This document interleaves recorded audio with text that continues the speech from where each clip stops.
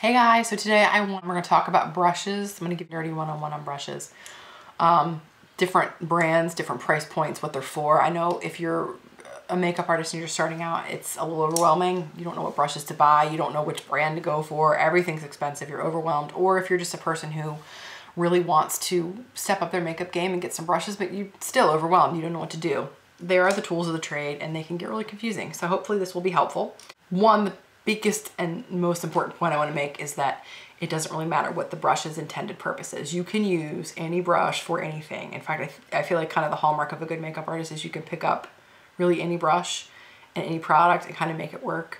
I do a lot of bridal myself, so I'm doing a lot of people in rapid succession. I'm like one person to the next, so I don't always have time to clean my brushes in between, so I have sets. And if I run out of a particular brush that I always reach for, I gotta grab something else. I have to get the job done. I'll start with eyes. I think that'll be good.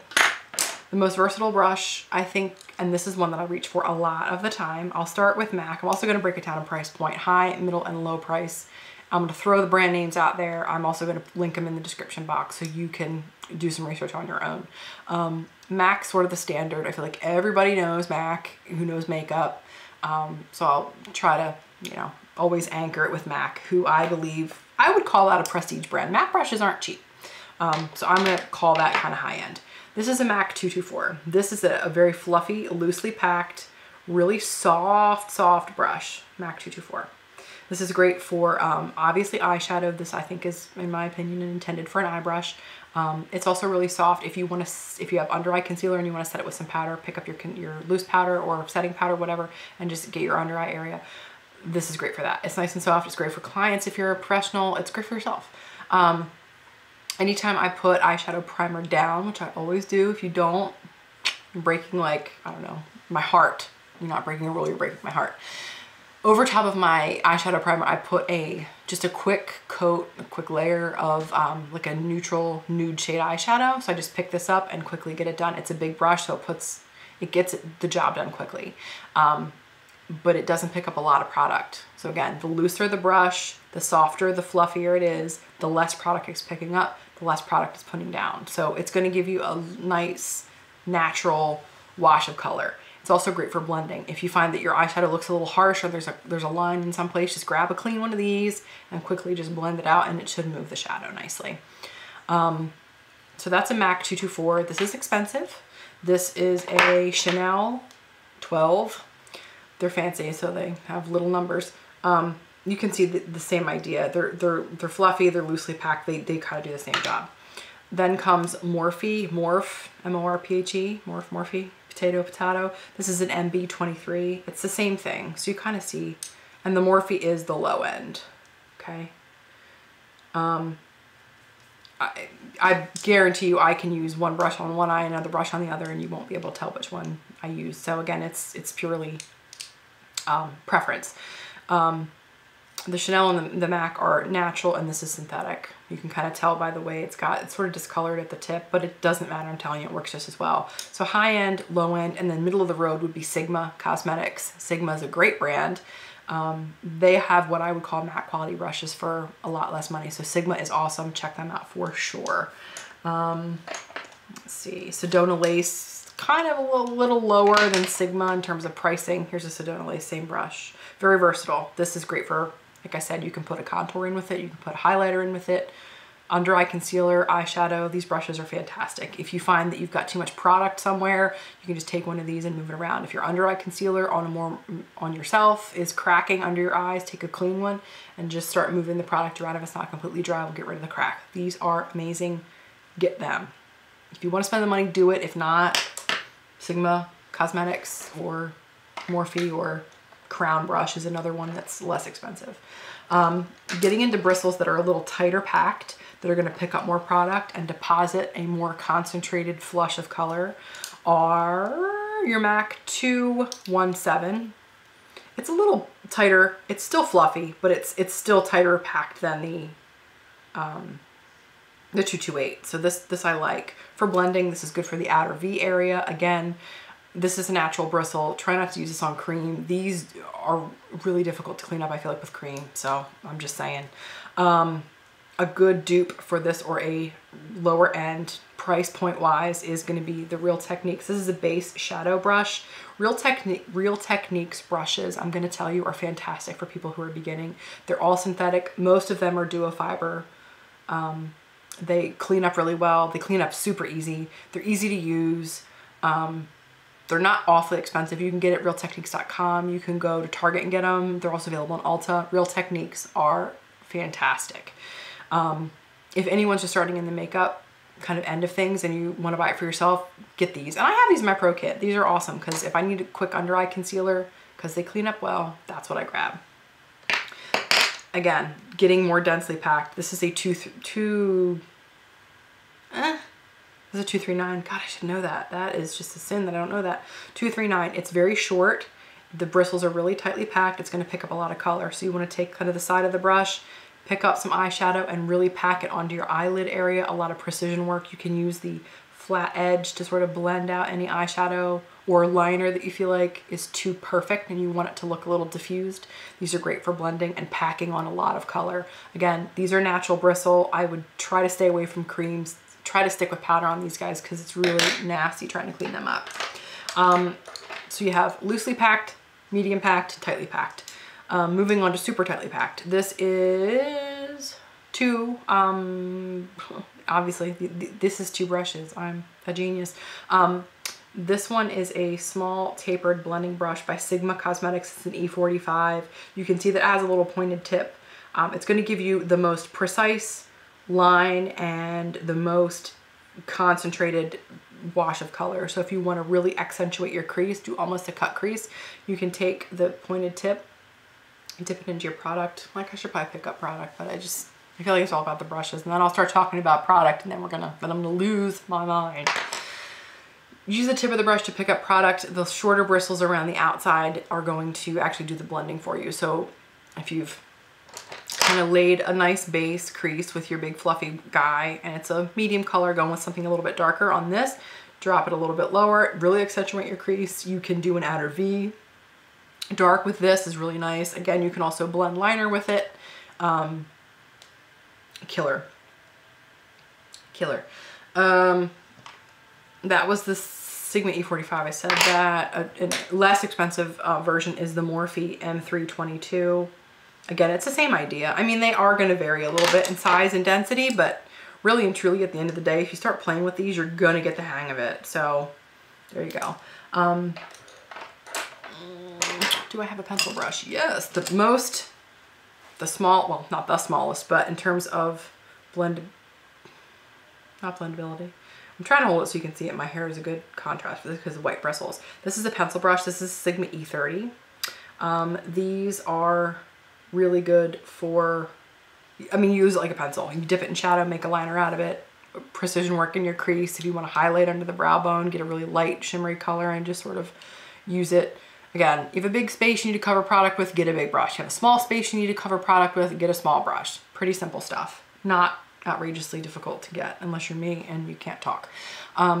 Sigma, middle of the road. MAC makes a pencil brush. Morphe and Crown, the cheapies, make a pencil brush. All good. Even smaller is like an eyeliner brush. This is an E05. This is a Sigma. This is for those of you who love gel liner. I love gel liner. I am one of those people. I've gotten lazy lately and I use the pot that has the brush in it because ain't nobody got time for that, because I don't have to clean them. I just put it back in the product. Everybody makes these. Again, this is a Sigma. This is middle of the road. You can go high-end MAC and Chanel. You can go, you know, Louise Young. You can get a lot of these and spend a lot of money on them. Or you can go to Morphe or Crown and get them for less expensive. And again, they're good for everything. You can put a little under eye, but IRA highlight in. You can use it for a liner brush. You can put lipstick on with this. You can do a million things with these. They're pretty awesome. If you're really into like the winged liner look, which is my personal fave for me and just about everybody else, you want to get a angled liner brush. So if you can see, it's really, really skinny and it's got an angle to it.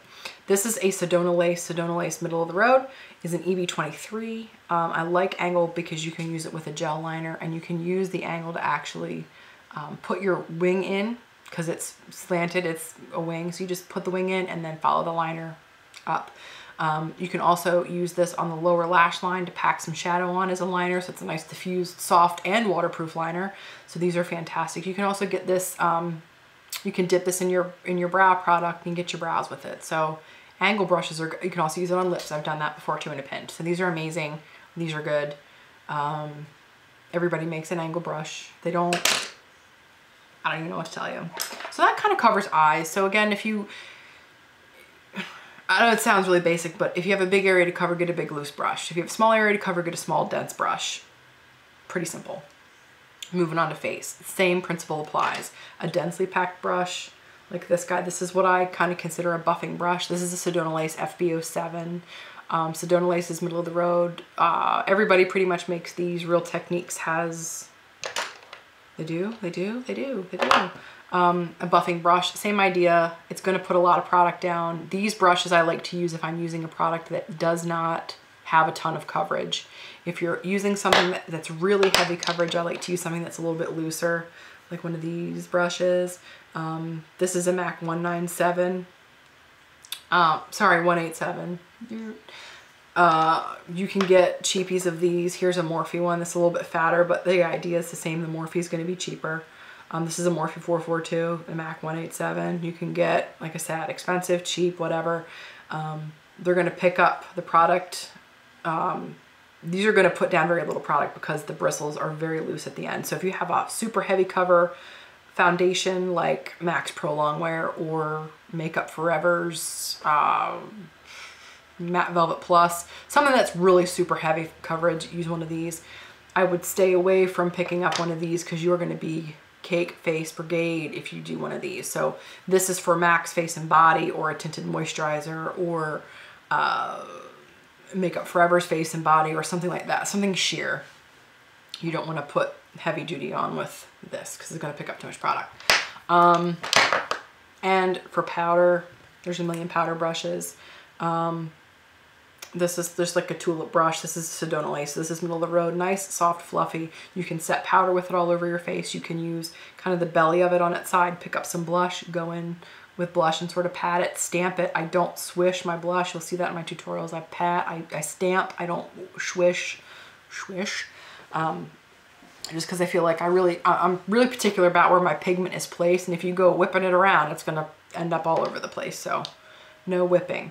Also, it has a point to it. So again, you want to sometimes pick up product with that tip and then let these bristles around here do the blending for you. So that'll give you a nice, depending on how you use it, either a dense wash of color or a light wash of color. Another one of my favorites is just an angled contour brush. It's a blush brush. These are fantastic. You can use the tip into some, I'm going to bring product in the mix. Can't get away from it. Just like a bronzer. This is Matte Bronze by MAC. This is nothing fancy. You can take just the tip of it and then work it in kind of under your cheekbone as your contour and then flip it around and use the belly of the brush in a blush and then kind of stamp up your blush this way. So you can use it a couple different ways. You can use it for a translucent setting powder. It can go under your eyes. These are great. Fluffy brushes are good. So the shape of the brush does matter. And the fluffiness, I think, is also important. A weird kind of face brush that I don't totally get. Well, I use this, but I wouldn't use it on clients. I wouldn't use it on anybody else. This is, you can't feel this, but this is super, super dense. So again, this is gonna pick up a ton of product. This is a Chanel powder brush. It was a gift, I didn't buy it. This picks up a ton of blush. So when I pick up product, I have to be very mindful of how much I'm picking up, and I always tap off the extra product because it's thick, it's tight, it's gonna pick up a lot of makeup, so you have to be careful. And then just, that's the sound I make every day when I put my blush on. Stamp it, don't swish it. So that's that. I'm forgetting a lot. There's a million other brushes. Those are kind of the basics. I hope this was helpful. Oh, let's talk about cleanser for 2 seconds. You can go to MAC and get their brush cleaner. It's very important that you clean your brushes. You have to take care of them, whether you're doing clients or yourself. You can give yourself eye infections if you don't clean your brushes regularly. You will experience breakouts on your face if you don't clean your face brushes regularly. It's really important. Brushes harbor bacteria, period, no matter what. So it's important that they stay clean. It also helps the longevity of the brush because not only do they clean, most of them condition as well. So MAC is the standard brush cleaner. You can get it at the store, obviously. It's handy if you're out and about and you need brush cleaner. Ulta also has a brush cleaner. I think the brand is Japanesque. I've never used it, so I can't comment. MAC is kind of a go-to. It's pretty standard.